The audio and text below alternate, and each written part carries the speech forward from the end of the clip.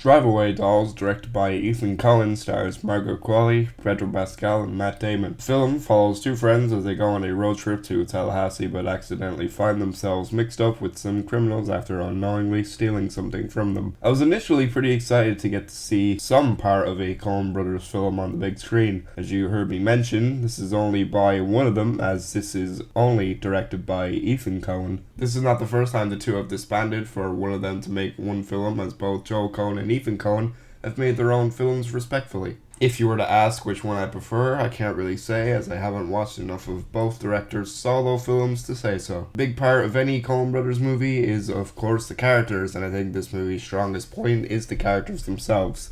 Margaret Qualley's character is fun, and her accent is, well, I wouldn't say really exaggerated, but I don't even think it is exaggerated, as I've seen real Texan people have this accent. But her character was fun. I could see uptight people call her annoying, and at first it could seem that way in the first act of the movie, but it quickly seen that overall she does have a good heart and has a level of care for people around her. Other than that, she really isn't fleshed out besides this. Geraldine Viswanathan's character is good here too, essentially being the straight man, or in this case woman, to Qualley's character. She has a good arc in the movie, and she's easy to sympathize with throughout the course of the movie. The two of them together have really good chemistry. They seamlessly are able to transition the all-familiar friends becoming lovers arc that maybe some people out there can relate to. But together they work really well and have really sweet moments together as well. As for the criminal characters, these two, specifically played by Joey Slotnick and CJ Wilson, got a good few laughs out of me.